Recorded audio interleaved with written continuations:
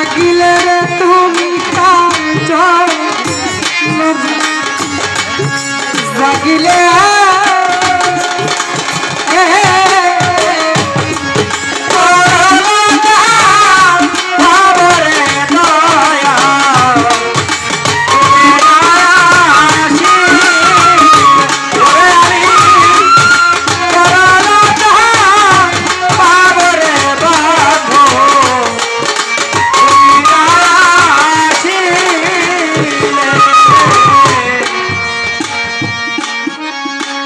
কথা আমার ওনার কাছে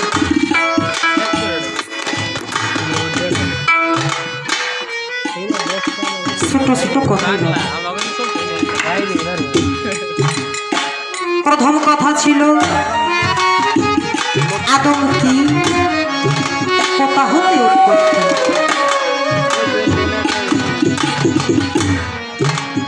আদমের নামটা ছিল কি সর্বপ্রথম কে রেখেছিল? এই আদম কয় প্রকার এবং এই যে আদম আমাদের সুন্দরভাবে বুঝাইছে আদম বিষয়বস্তুটা কি।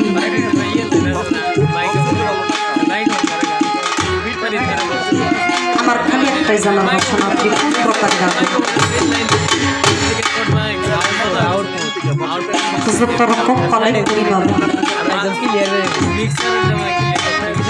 পালা থেকে একটি করে গান থাকে আর যার যার হৃদয়ে আকাঙ্ক্ষা হৃদয়কে তৃপ্তি দেওয়ার জন্য কিছু গান। আমি এই গানটা কেন ধরলাম? এখানে যারা আছে প্রত্যেকটা মানুষই আমি মনে করি গুরুধর। প্রত্যেকটা মানুষই গুরুধর আহলে বায়াতের অন্তর্ভুক্ত। যদি তাই না হইতো তাহলে আমার বুদ্ধ নামে ওপরে এই মধুর মেলাটা কখনো আয়োজন করা হইতো।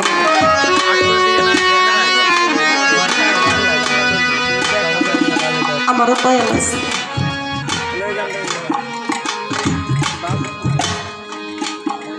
আমারও বান্ধব আছে, দীনবন্ধু, যাকে দেখলেই ভালো লাগে, যাকে দেখলেই দুনিয়াদারি সব কিছু ভুলে যায়, সেই বান্ধবকে ডাকাটা কি স্বরূপ আমার এই কাজ। আমি বড় লজ্জা পাবো বাজানো তুমি নাই আসিনি।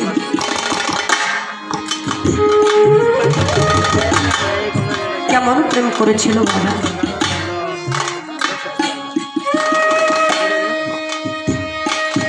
একদিন লালন সাইজি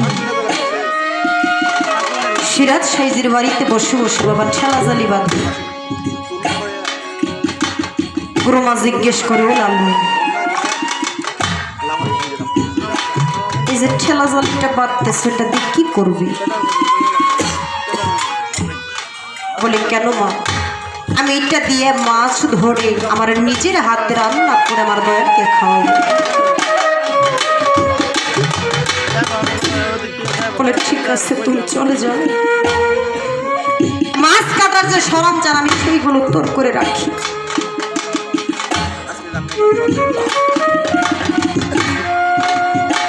লালন সাইজি যখন ঠেলা জালিটা নিয়ে নদীর মধ্যে ছেলে ওই খালের মধ্যে ওই জালির মধ্যে অনেক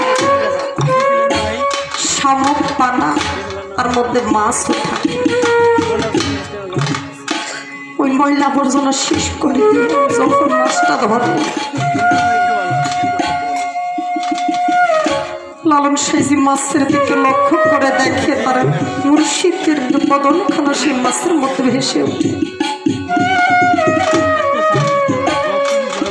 ওই মাছটা শের খালের মধ্যে রাখে না, আবারও পানির মধ্যে ছেড়ে দেয়। আবারও যখন ঠেলা জালি মারে, ঠেলা জালির মধ্যে যখন মাছ উঠে মাছটা লক্ষ্য করে তাকে সিরাজ সাইজের বদন খারাপ এসে উঠে।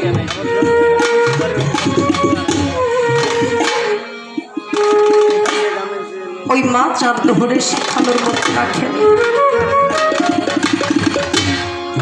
এইভাবে সারা রাত্র কাবার হয়ে গেছে, সারা রাতটা ঠিক কাবার হয়ে গেছে। যখন শূন্য হাতে লালন সাইজি বাড়ি ফিরে আসছে, লালনকে গুরুমা জিজ্ঞেস করে, বললাম তুমি কি মাছ ধরো নাই? লালন সাইজি দুই চোখের পানি সেইরা থেকে, মাগো আমি সারাদিন ব্যাপী ঠেলা জালি মারছি, মাছও উঠেছে, কিন্তু আমি মাছের দিকে লক্ষ্য করে দেখি আমার কয়েলের বদন খানে সেখানে ভেসে উঠে। আমি কি আমার সিরাজ সাইজিকে ওই খালের মধ্যে বন্দী করতে পারি?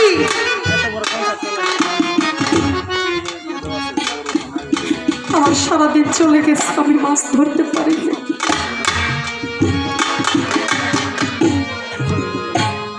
গুরুমা রাগান্বিত হয়ে বলে, তোমার মতো ভক্তের আর আমার দরকার নাই, তাড়াতাড়ি আমার দরবার হতে বিদায় হয়ে যাও।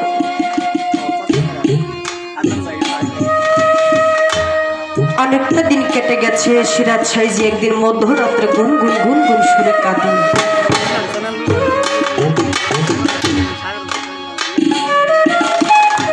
সিরাজ সাইজির রমণী তাকে জিজ্ঞেস করে, আমি প্রায়ই দেখি তুমি মধ্যরাত্রে গুনগুন সুরে কাঁদো, আমি এত সুন্দর একটা রমণী তোমার পাশে থাকা সত্ত্বেও তুমি কার জন্য কাঁদো? বলে, আমি কি করে বোঝাবো? আজ কতটা দিন গত হয়ে যায় আমি আমার লালনের মুখখানা দেখি।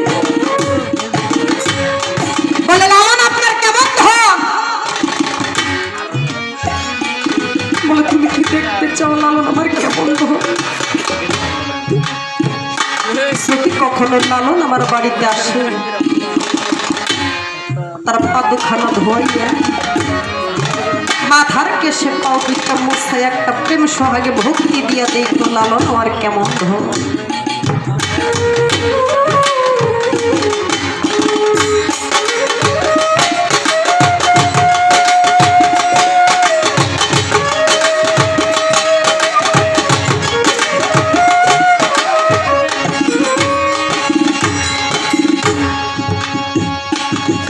ছোট করে যখন বলছি, ও লালু,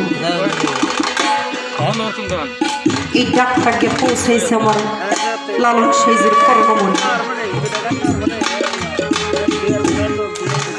লালন সাইজি কি করলেন, এক তারাটা হাতে নিয়ে সিরাজ সাইজের বাড়ির দিকে রওনা হয়ে গেছে।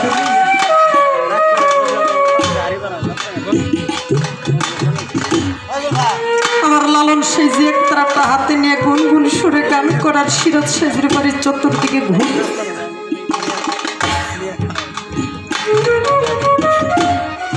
আমার গুরুমা কি করলে,